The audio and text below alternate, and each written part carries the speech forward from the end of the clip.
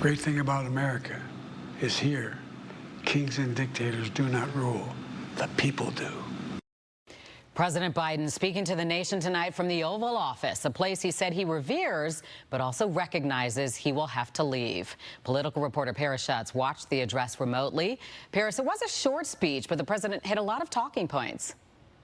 It was a short speech, Dawn, but he sort of framed this decision in the broader context of what he believes this election is about, using words like unity versus division, hope versus hate, forwards versus backwards, saying that his decision to step aside really is consistent with his belief in what's at stake in this election.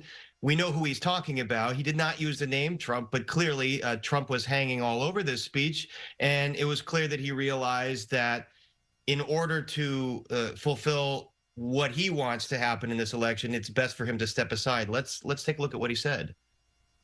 I believe my record as president, my leadership in the world, my vision for America's future, all merited a second term.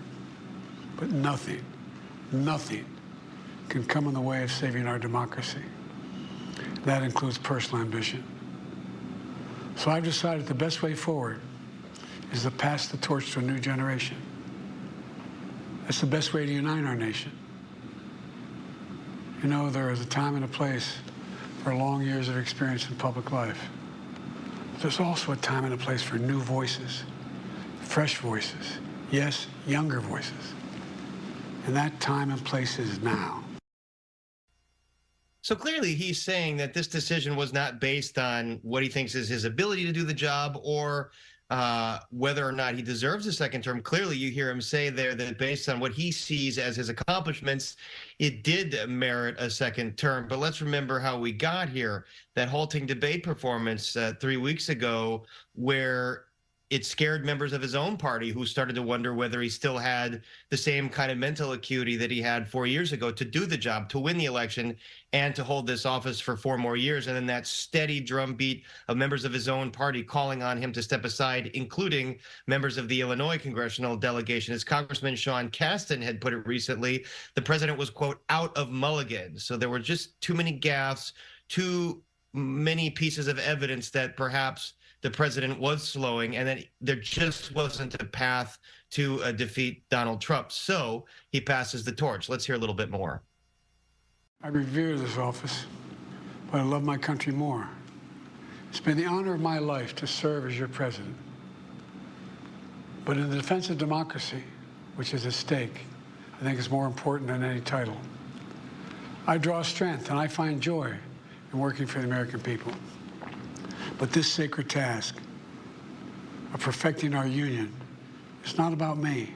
It's about you, your families, your futures. It's about we, the people.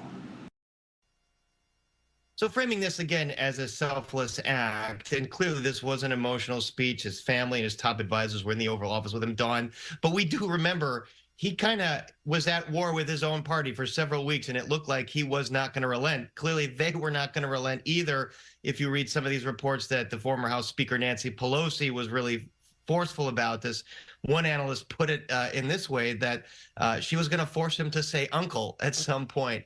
So, but clearly at a certain point, what was reported by some of the folks in Washington was that he had seen the latest polling data from people that he trusted, and it clearly hit him. Yeah, there was really no way, no path for him to defeat Donald Trump. And now you look at what's happened in the last couple of days with Vice President Kamala Harris, and as the race stands right now, there are more paths that she has, and it looks like this race is now neck and neck.